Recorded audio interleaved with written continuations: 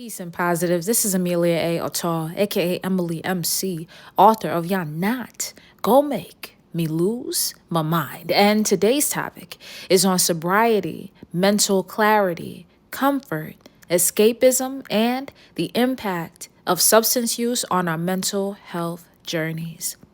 Now, before we get into some clips from the global community, we're looking at different perspectives on substance use and partial or complete sobriety, as in little to no use of mind and body altering substances, whether intentionally for lifestyle, a custom, tradition, or part of necessary health and wellness.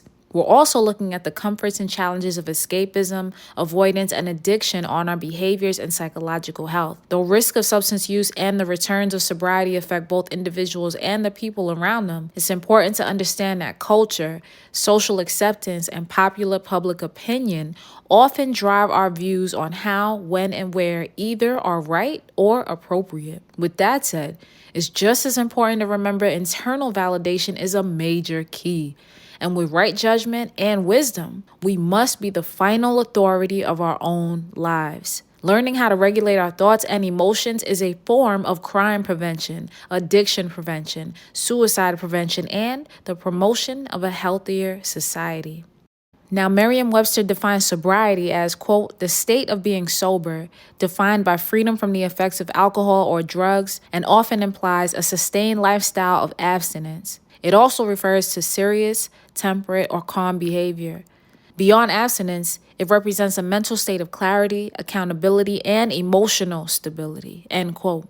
Now, with that said, it's important to note there's multiple ways of achieving mental clarity and self-regulation, individually and with community.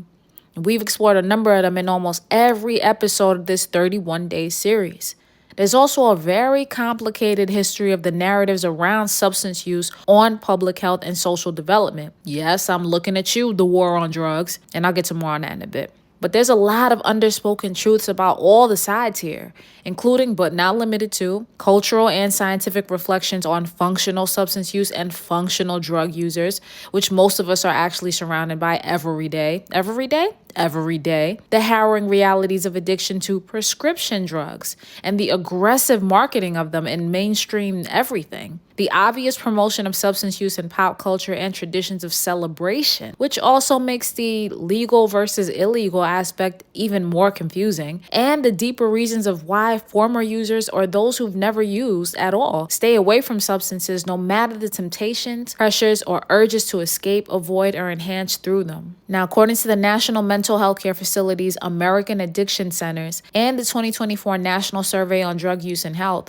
48.4 million Americans aged 12 and older battled a substance use disorder in 2024, and roughly 21.2 million adults in the U.S. have both a mental health disorder and a substance use disorder, commonly known as co-occurring disorders or dual diagnosis. This is happening at the same time. Now, according to a 2021 study called Suicide Risk and Addiction, the Impact of Alcohol and Opioid Use Disorders, chronic alcohol use and dependence is also associated with 10-fold higher risk for suicide, with alcohol use disorder as the second most common psychiatric diagnosis in complete suicides. Now, these are the kind of statistics that make you wonder things like, then why is it so normal that we see beer, liquor, and gambling commercials throughout every major sports and entertainment event in the American West?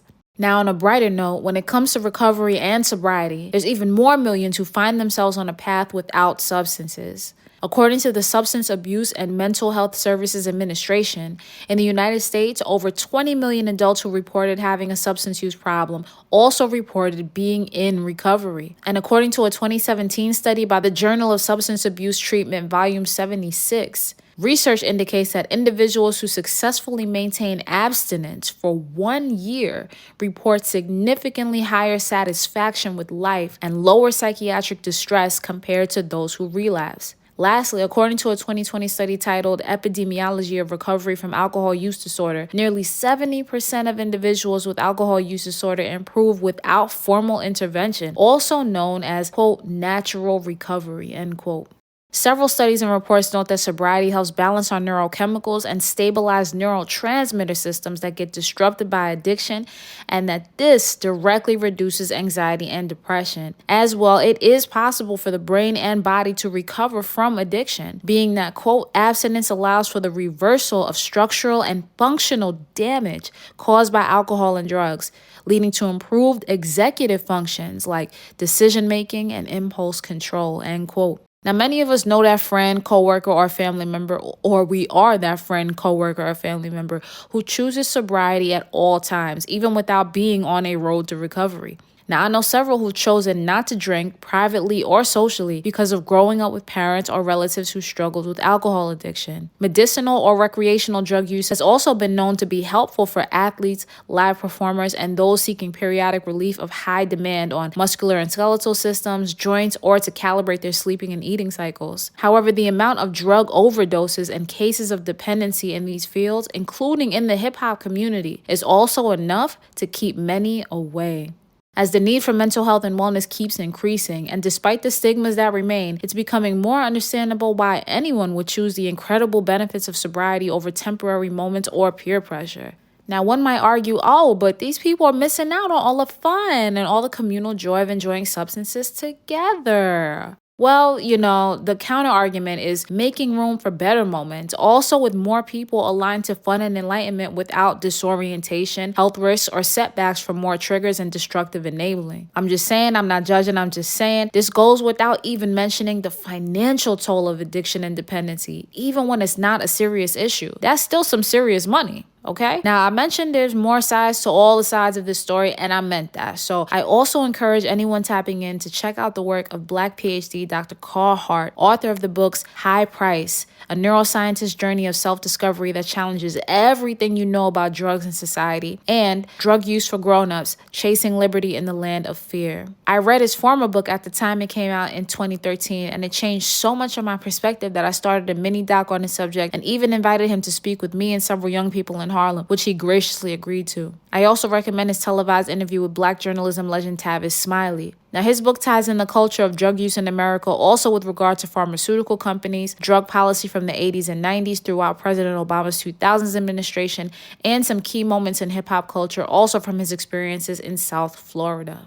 Now, speaking of hip-hop, there's also the perspective of so-called drug culture as represented and stereotyped by the music and artist imagery over 5 decades of mirroring society and urban life, plus how deep or shallow we still are from these outlooks. And when we hear of a famous rapper who practices partial or complete sobriety, it's often eye-opening news, yet quickly and quietly leaves the trending headline cycles. Now, more stories have also come out regarding the financial incentive of rappers paid to promote destructive lifestyle choices and the presence of this kind of energy in the last waves of golden era hip-hop before commercialism had an obvious stronghold on the art forms. Then there's the evolving landscape of hip-hop in the 2010s to now, summed up for many in a controversial hot take by Niagara Falls-based rapper Jamal Gasol, Piff, who famously tapped in to tweet, quote, "Drug dealer music is better than drug user music," end quote. Now, whether or not you agree or take heed to this statement at all or find it to be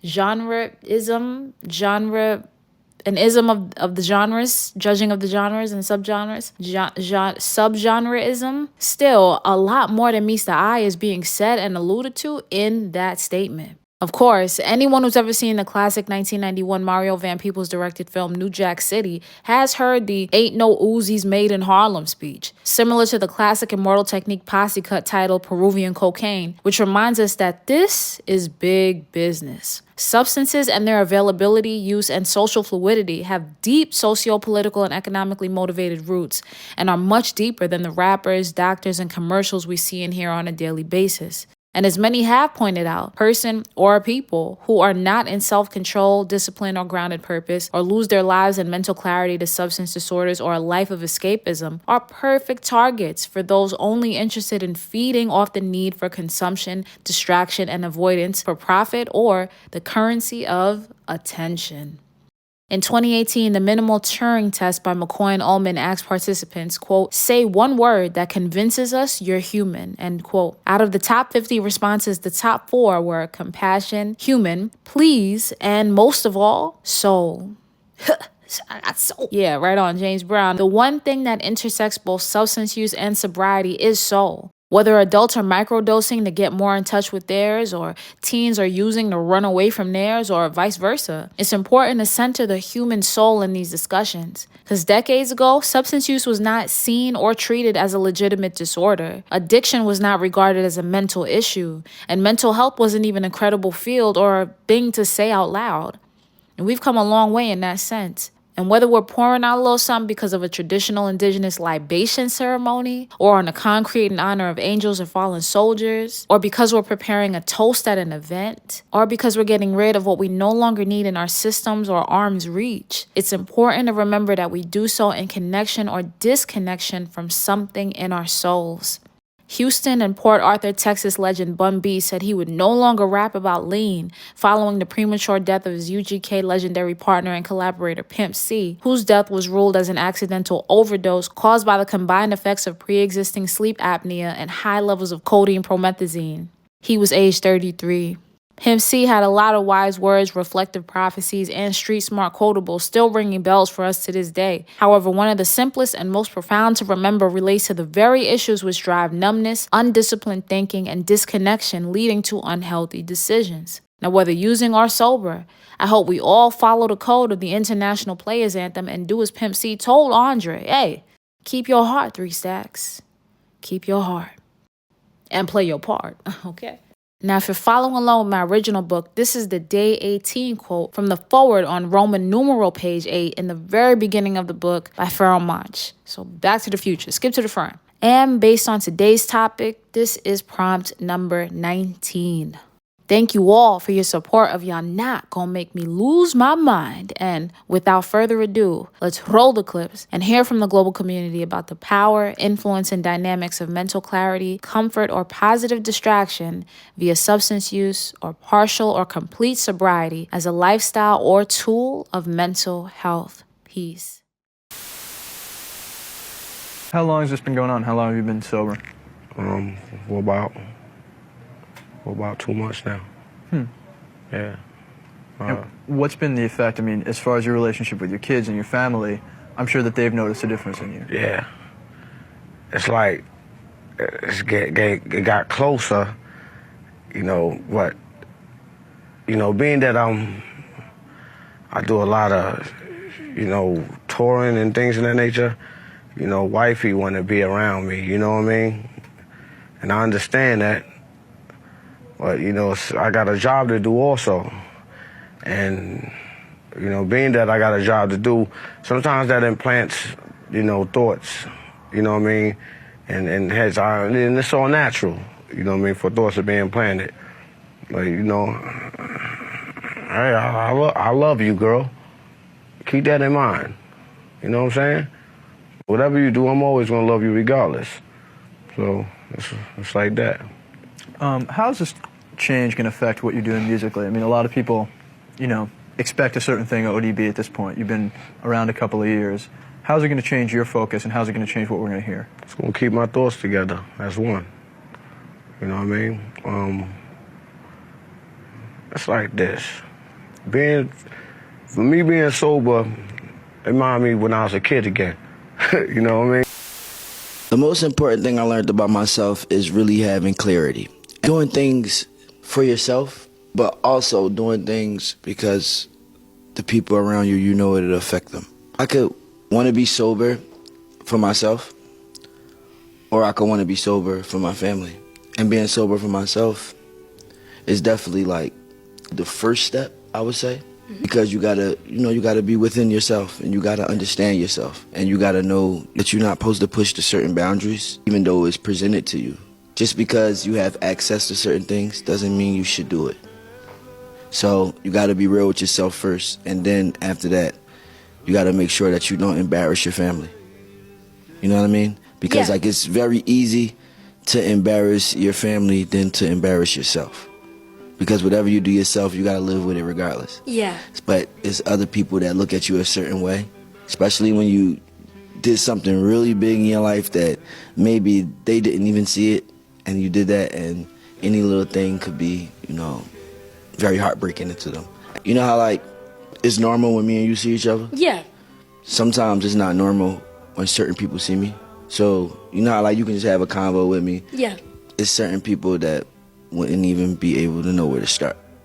So everyone's not like you, so it'll be certain things like they'll judge me off something where like I'll see you again and you'll always treat me the same. Yes. You know what I'm saying? Yeah. So you always got to look out for that and make sure everything is just almost perfect. Absolutely. I just wanted to say that we are all very proud of you for that. Thank you. No problem. I know that's not easy for you to talk about that publicly. No, it's but cool. being able to open up about that is really, really special, and it's something that I believe that we all should thank you for, because it's not easy at all. I think, like I always do, of course you're welcome, but I thank you for having, like, you know, an outlet for me to do that where I'm not doing it by myself. I have another stereotype about LA that I think is true. A lot of people do drugs. A lot of your favorite celebrities, a lot of your favorite influencers do heavy drugs. California as a state, I feel like is pretty drug friendly. I always tell people this story about one of the first parties I ever went to in LA, and it blew my mind. So after I got settled into my apartment, I was invited to this party that I had to sign an NDA to get into. First of all, where else are you signing NDAs to get into a party? I can't even think of a place outside of other major cities. So I walked into this party with my friend after I signed the NDA, and I kid you not, there was a table full of drugs. I'm not just saying like alcohol, like we have some joints here for you, whatever. There were lots of heavy drugs just on the table, and it had a little sign, take one, enjoy. I'm not gonna go in detail about the drugs, but there were a lot. And I was like, are you guys okay? Like to have just like a table of it right at the doorway, right on the entryway. And that was a culture shock for me. Drugs are everywhere, that's not a surprise. But I've never seen like a culture like LA that is so friendly and so open to drugs that it now completely makes sense how all these celebrities and all these influencers end up being drug addicts, having heavy drug addiction. But that is just the culture here. Like, and I'm not saying this, I'm not being like a pick-me. Drugs are just really common here, and that's just like a part of the lifestyle. And it's a dangerous lifestyle that you can definitely get sucked into, and it makes sense that all these celebrities can get addicted. I mean, can the people have fun? Yes, they can have fun, but it's dangerous. Be careful. How many drugs have you taken? Right, and I don't actually use drugs. It was a Never taken drugs? No, it was an easy option. It was either you can take $10 or $5 that you spent on buying weed to smoke it, or put it in your pocket. Did you ever touch alcohol? I see them respond so differently from it that I stayed away from it. Like I had. So you've never taken drugs. You've never done alcohol. I've drunk before, but not like not much. Yeah, and you don't anymore. I've had an experience that what made me like a paranoid because of it, and I stayed away from it following that. Smoke? No. I mean, you're one of the squeakiest, cleanest men I've ever met. This new resurgence of yourself. Yeah. About your past drug use, addiction, and most importantly, recovery. Right. As you sit here before me, are you high? Are you drunk? Or are you under the influence in any way? As I sit here before you, I am 100% clean of everything. I love it. I love it. I love it. How long? 17 months. I'm working on my 2 years. I love it. Yeah, man. 17 months, 100% sobriety. 100%. Tough too. I think it's about, I think my mindset changed, and it's still a struggle, you know what I'm saying, to actually maintain this, you know, because I still live a hip hop party life. You know, I go out at night. I pay my bills and out of clubs and concerts where my peers are smoking and drinking, popping champagne. And, you know what I'm saying? And that lifestyle is still there. You know what I'm saying? And to navigate through it, I feel like this journey. I've been on this journey for 5 years already. You feel what I'm saying?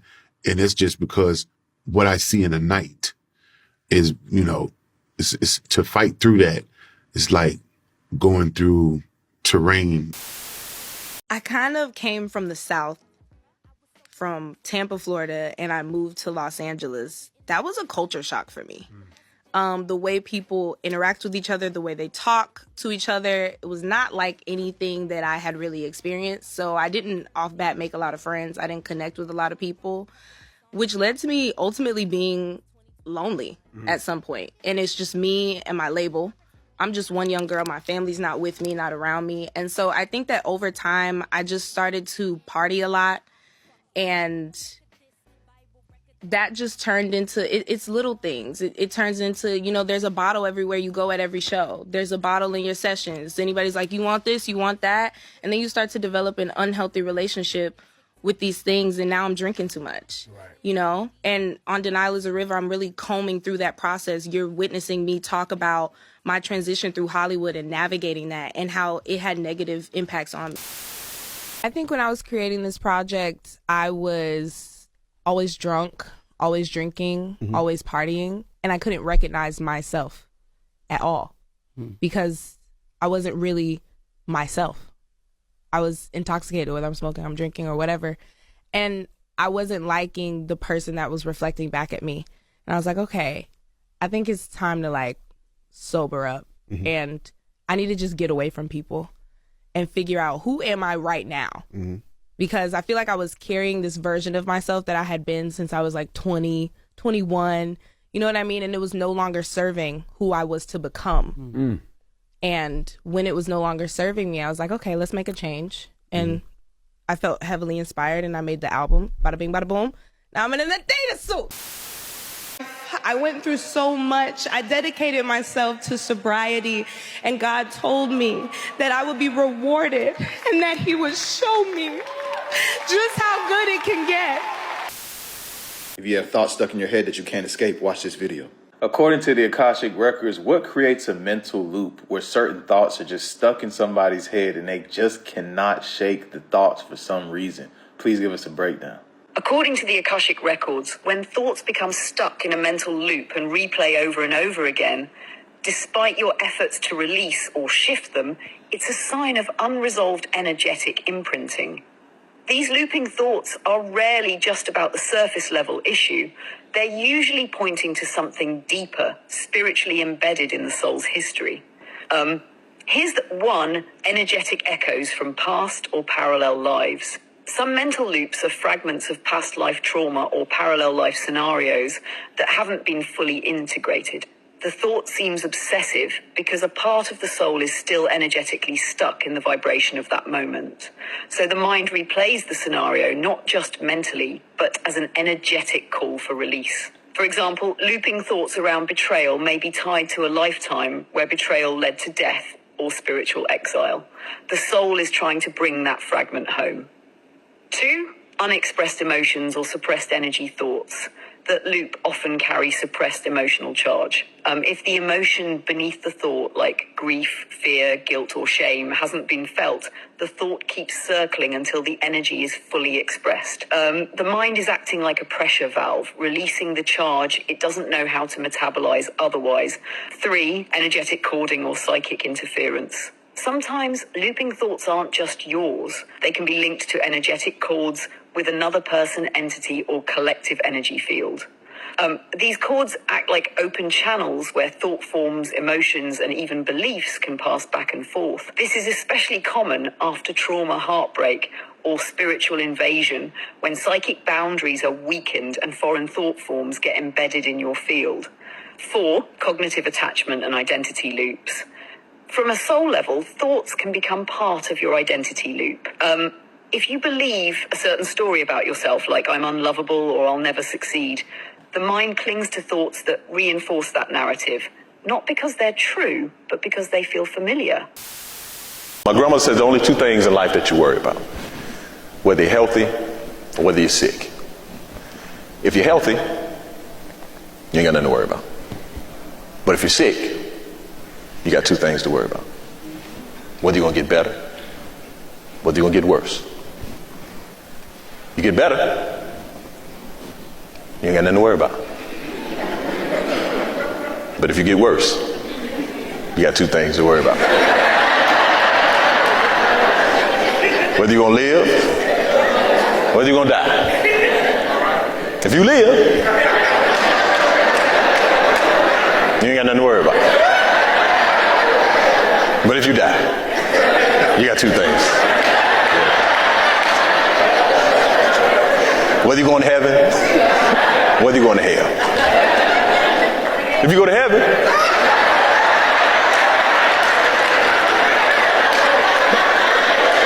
You ain't got nothing to worry about. But if you go to hell, you got two things to worry about. Original or extra crispy? That's the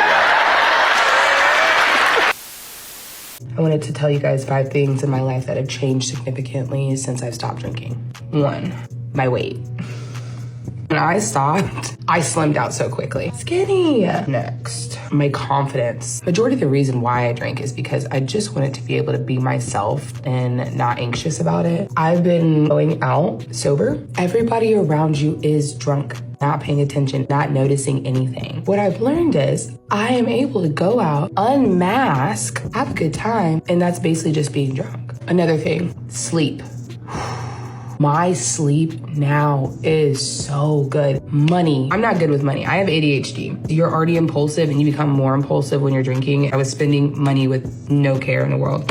My mental health has improved significantly. What I was doing was having really hard days, drinking to forget about hard days, ultimately just pushing off the anxiety for later on when I'm hungover. That really messed with my mental health. You become very aware of your nervous system when you are not using a substance to suppress emotion. If you're going to be sober and you have a lot that you have not unpacked, I highly suggest getting with a licensed, trained professional. Those moments can feel very dark, very scary. Those are just a few things that have been life-changing, life-altering for me. Everything about quitting, first book that I read, it's called The Sober Girl Society. I will place it here. I'm really proud of my sobriety. It's not for everyone, but it's for me. Something I realized was giving up alcohol wasn't hard for me. What was hard was when I became sober and time went on, I was forced to face everything that alcohol was helping me mask. Yeah. And boy, you think you ready for a new life? I promise you, go sober. Yeah. And I don't knock nobody who's 1 month, 2 month, or anything like that. But what I will say is this. For me personally, it wasn't until I got about at least 6 months in where all that started to come up. Yeah. Because the first few months, it's kind of like a honeymoon phase. It's like, okay, I give up alcohol, I'm good, you know. But then at some point, it's like, damn, all these emotions are coming up, which I didn't realize I was masking on the weekends, getting drunk and not having to feel. Yeah. I'm real good at not feeling, which is why I'm in therapy now, to learn how to feel again.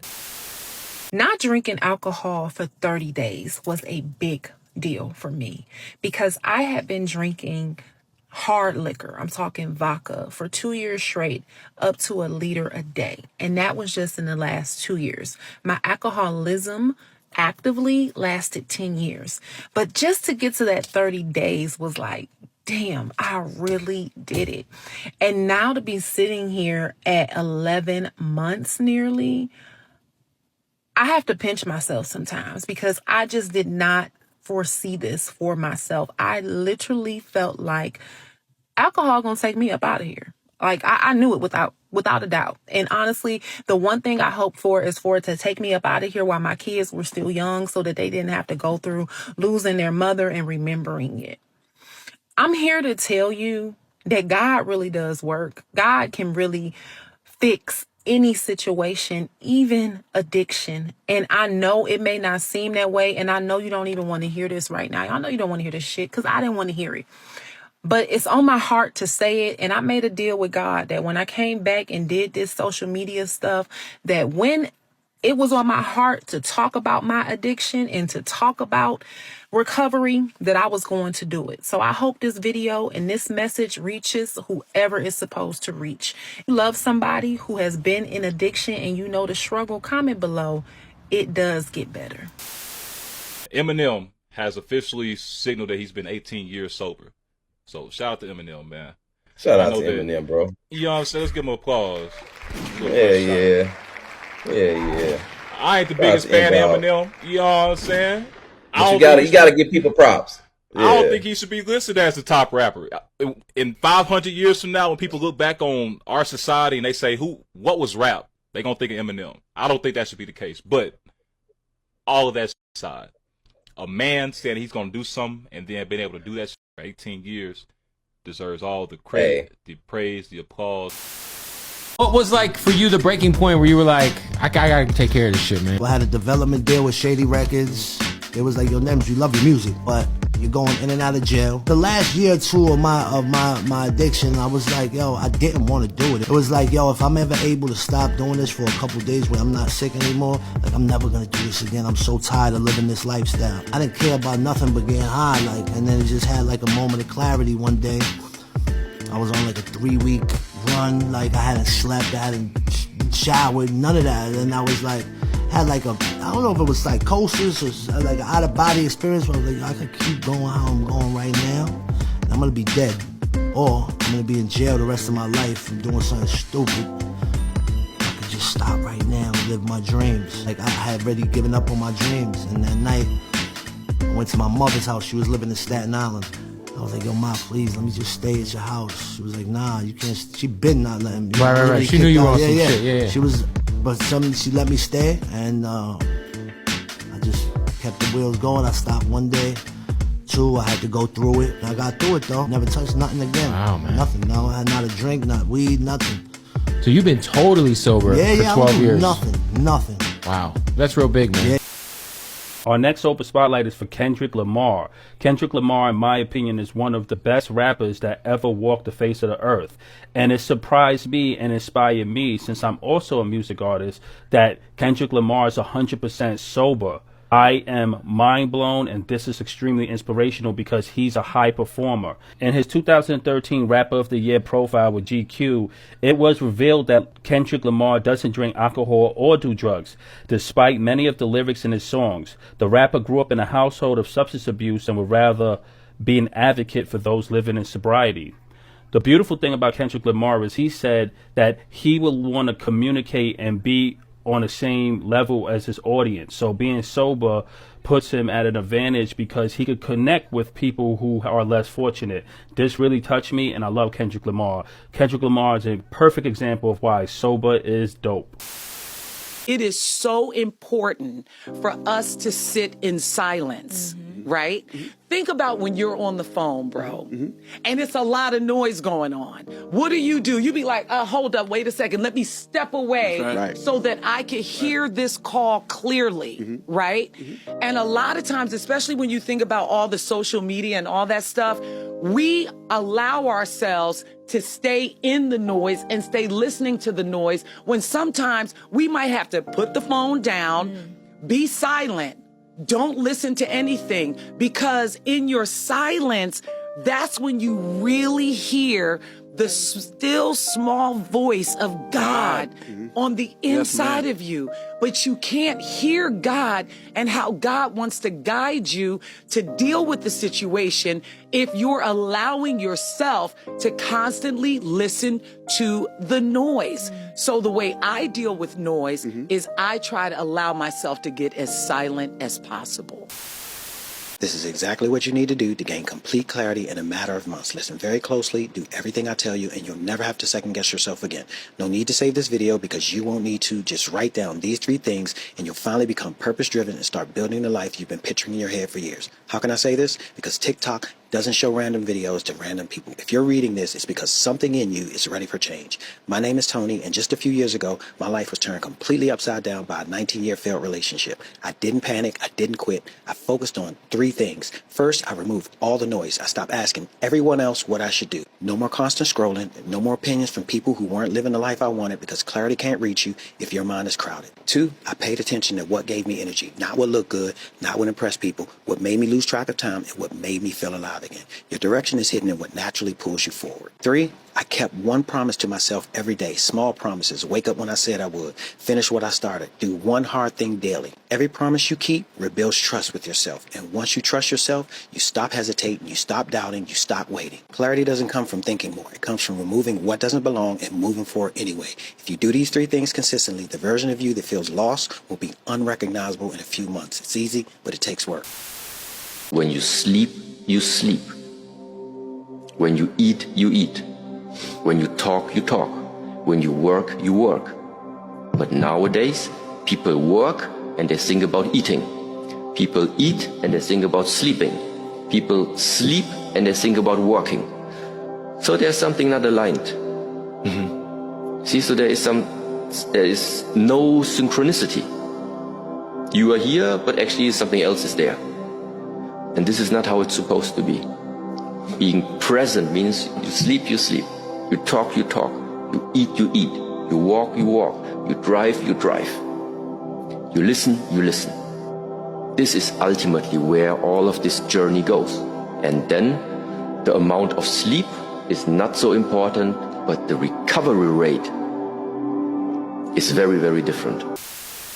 And like what I would say about the escapism thing that you've just said, like, do you go and find the breath work? Do you go and find, like, when I look at bypassing and what you might call like spiritual bypassing, which is where I'm not drinking to escape how I feel, I'm going to go and just do breath work 5 times in one day. Well, ain't no different really. And actually escapism is okay and needed. It's a very good way for us to have a break from how we feel. But if we're doing it with awareness, this sadness is really heavy now and I need a break, I'm going to go for a run. Yeah, that's different to I'm going for a run again. No, I'm fine, I fucking just love running. And so I'm running for the 8th time today. You see the difference, yeah? Hey, you want to know what your practical-ish escapist fantasy says about you? Van life tells me that you want to escape the monotony of your day-to-day life. You find yourself saying, I hate it here very often. Disappearing to another country tells me that you don't pay attention to international affairs very much, and also you're not only trying to escape your personal life, you're trying to escape you. Cottagecore tells me that you're done hearing bad news. You're sick of technology, you're sick of social media, you just want to make jam. You're so tired. Living on a sailboat tells me you do pay attention to international affairs, and you've decided that the open ocean is far less terrifying than the current political climate, which is kinda true. Oh, you sound like you've been engaging in escapism. Escapism? What's that? Well, escapism can be when you're depressed or anxious, overwhelmed with responsibility in life, and what you do is you end up watching videos or scrolling TikToks, stuff like that, just to avoid that anxiety, get away from those responsibilities, and feel better. Oh, I see what you mean, Dr. Brian. What about this? Is this escapism? What, this, what do you mean by... You know, what you're doing right now, like making videos and stuff? No. Hey, I'm the doctor here. I want to talk about escapism when it comes to knowing that you need to finish something, right? Knowing that you need to work on something, knowing that you have something to get done in order for you to move forward in life, right? With whatever you have going on, whether it's getting a better career, whether it's something for school, whether it's a project that you need to finish for work, whatever it may be, right? And how escapism becomes this chronic procrastination that we do on a habitual basis. So whenever it comes time to actually sit down and get it done or get up and go do that workout, right? Your mind, if you let it, is going to rationalize all these different reasons why you can just take a break right now and you can go play video games. You can take a nap. You can get high or get drunk for a little bit, and then you'll have tomorrow to finish it, right? It's this chronic procrastination where you always put it off for another day, or you just come up with an infinite amount of reasons of why it's okay to not do it right now. And what's going on during that escapism, you may have in the back of your mind, right, this nagging feeling of you not being where you're supposed to be in that moment, of you actually just not wanting to accomplish what you need to do. So you're doing this to get over those feelings, right? That those uncomfortable feelings that you may get from having to sacrifice your free time, having to sacrifice a little bit of enjoyment, a little bit of that dopamine hit or whatever's going on, right? Whatever you're doing. And this is an irrational problem, right? Because we know what we need to be doing, yet we're not doing it. So there has to be a solution that is not based on reason, that is not based on any logical thinking pattern, right? Because that's what it's going to take to break free from this. Something that just forces you to go and do the thing that you need to do. And what I'm trying to get at is that you need to submit into whatever needs to be done. And in a way, it's like submitting into your higher self, right? Into the version of you that is accomplishing what needs to get done. You notice they don't even talk about the war on drugs no more? You think that's because there ain't no more war? Or there ain't no more drugs? They don't tell us shit. They don't talk about drugs no more. Because for the first time in history, black people ain't making none of the drugs. Look at white people. What? Yep. Yep, I know white people, you find what I'm saying hard to believe. I'm gonna tell you a statistic that's gonna blow your fucking mind. There are 0 niggas making fentanyl.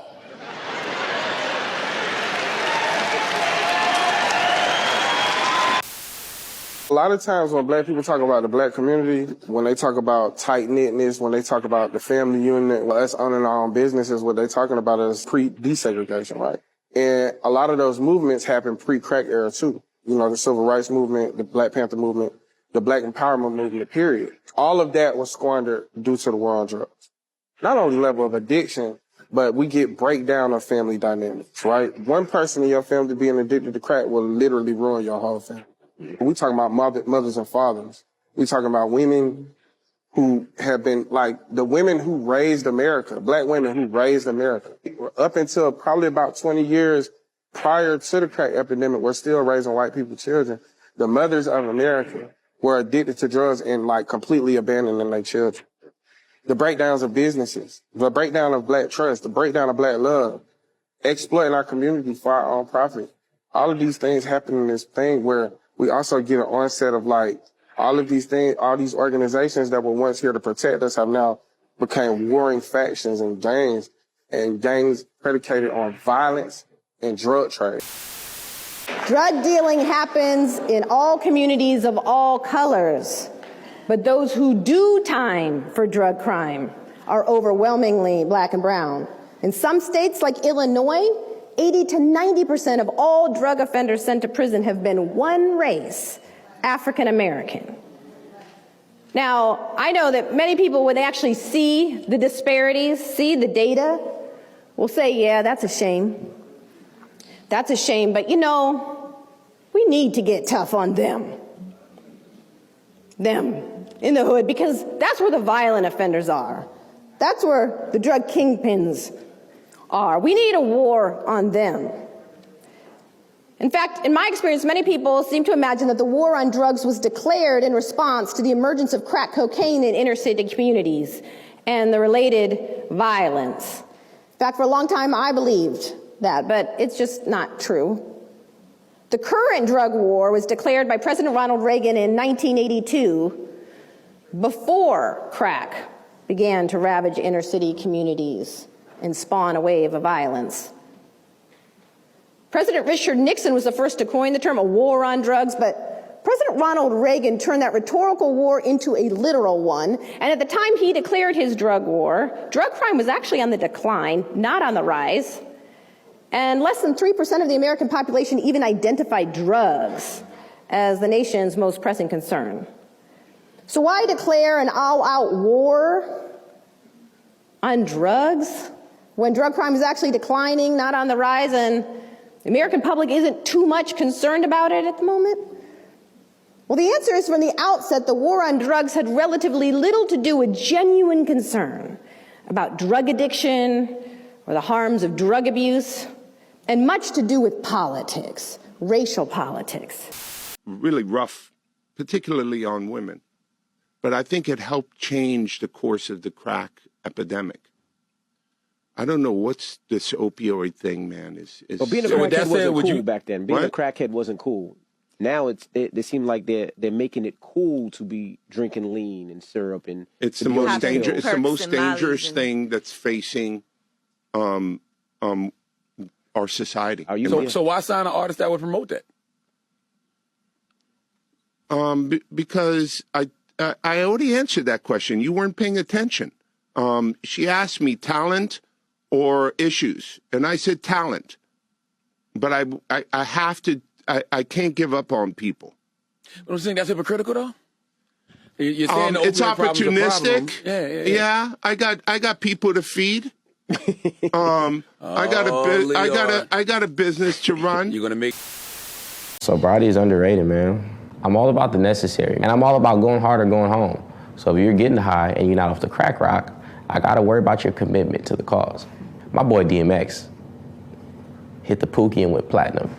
When you want to study psychoactive drugs and plants and their impact on human culture, and that's really what interests me, is how drugs affect culture.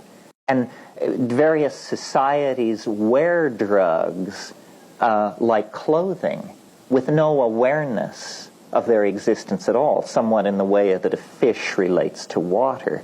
So that, for instance, if you're in Dublin, you are swimming in the ambiance of an alcohol culture. You don't have to be drunk to be in Dublin, although it helps, but the entire society is premised on the possibility, you see. Cultures don't see this. We do not think of ourselves as a meat, sugar, alcohol culture. People do not walk around saying, oh wow, I'm so high on meat, alcohol, and sugar, you know, I can hardly stand it. But they are. And certain consequences flow from that. So as I make my way through this survey, you need to bear in mind that a culture takes its tone, its clothing, from the drugs that it admits, and you can know a great deal about a culture from the drugs that it excludes, the drugs that it excoriates and fears, because various drugs accentuate and suppress different parts of the psyche. So these are statements about anxiety, about various parts of the psyche. This is my theory for why only men seem to talk about ego death. As someone who has occasionally tried this, I think it's so interesting that whenever I see content about ego death, it's almost always created by men. Ego death, for those who don't know, is essentially an experience where your sense of self and sense of importance dissipates. Your perception of your own identity disappears. So some people say that when you try this, you experience ego death. I think the reason women don't talk about ego death is because as a woman, you've already experienced ego death thousands of times. You've already been taught by culture and society that you don't deserve to have an ego. You don't deserve to have a sense of self or a sense of identity. Women have spent our whole lives seeing men in the history books, men as CEOs, men as the head of the household, men as presidents, prime ministers, popes, and prophets. After all of that, we don't need this to experience ego death for the first time. From talking to other women about their stories, usually they experience healing, they process and visualize their trauma, and they experience connection. When I tried them for the first time, I actually feel like I experienced ego construction. I felt more confident in myself, I felt more creative, and more at home in my own body. Women don't need their egos to die. Maybe they need them to finally grow. Your experience in this life is exactly what you are convinced of. You're convinced of it. You've made up your mind about it. If everything is falling apart, you're convinced that this is the way it has to be. If everything is not working, if you hate your job, if you hate the people around you, you're convinced of that because that's the way you've been programmed. But it can be changed. And when you no longer feel that way, you'll no longer be limited to that job you hate. You'll no longer be limited to those circumstances that are causing you all those problems. You'll no longer be limited to those sicknesses that have been plaguing you. There's no reason for it. You say, I desire success. I want to be healthy. But the subconscious programming knows otherwise. See what I'm telling you? You're saying consciously, this is what I want, but subconsciously what's going to manifest itself is just the opposite. Because you don't even know that everything you've taken in from those who thought they were helping you have created this horror. The Garden of Eden is filled with weeds. Huh? So, what does it say? It says you have been made caretaker of the vineyard. You have been made to prune the vineyard. Now you can get into the vineyard and you can watch the vineyard and you can start to plant trees and you can start to plant the tree of life. And all of these things will start to grow in the vineyard and you'll start to be a completely different person because that subconscious has been filled with failure, failure, failure, and it is locked in by the conditions that you had no control over. But now, if nothing else you take from this place, you go out of here knowing Yes, I can change it. Yes, I can make it different. And you get your rear end in here on Tuesday night and you hit this floor and you start doing home and you start playing serious with this God who lives within you, and you see that gate and you'll see that lock, that double bolted lock rust and fall off, and you'll see that gate swing open, and you'll see all of that garbage which has been hurting you all of your life start to stream out of that graveyard, and instead of that you'll start to see trees flowing. The desert shall bloom like a rose, and all of these horrible barren things will be turned into springs of water, and all of that which has held you back and made you a lesser person will be gone, and you'll be motivated in this new age into the essence of what God has meant for you to be. That's what you got to do. And the only one who is able and capable of doing it is you. To be honest with you, I believe you have more depressed millionaires than you have depressed homeless people. Facts, bro. You see what I'm saying? And that's the reason why, if you look at the statistics on suicide rates, more millionaires are killing themselves than homeless people. So what do that mean? We all are running for something. I'm either going to run from something and do a drug because I'm poor and I'm trying to run away from my situation, or I got so many resources and I'm still running for myself. I'm going to get into every situation possible. And that's why you see the drugs are even different. Rich drugs are way more crazy than poor drugs. Lil Boosie, he said something crazy, but it made sense. He said, man, you ain't see that many people dying from crack cocaine. He said, but these new drugs is killing people. Sometimes when people ask me, like, you know, how are you liking life being sober? How are you liking life, you know, in your sobriety? And just one of these fucking days, just one time, I just want to be honest. I don't want to say, great, I got a new lease on life, I'm inspired, I'm doing everything that I always wanted to do. Just once, I want to be honest and say, this shit is aggravating. It hurts. It feels like you're constantly exposed, you're constantly on trial, you're constantly defending yourself. I'm tired of crying, I'm tired of hoping, I'm tired of wishing.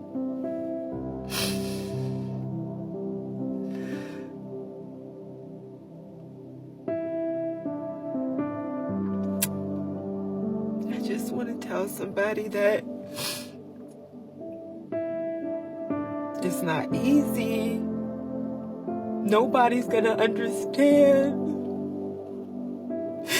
Nobody's gonna feel where you're coming from. Nobody's gonna get it. They don't. They don't. They'll judge you. They'll tell you what you should have did, what you shouldn't have did. They'll assume that they're stronger than you and that you're weak because of the fact that you were an addict or an alcoholic.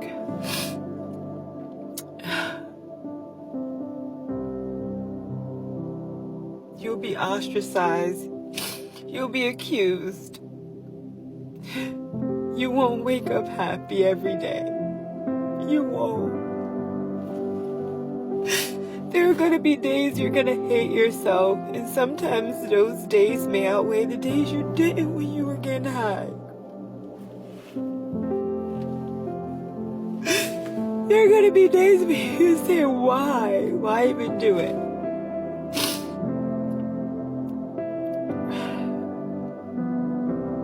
There are gonna be days that you're gonna feel like there are better options.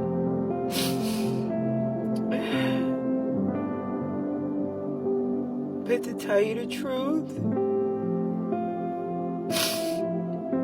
it's my only option. It's my only option. I have to keep saying that every day. It's my only option. I have to know, as cliche as it sounds, it gets greater later. And as long as I keep doing the right thing one of these days, it's all gonna fall in line.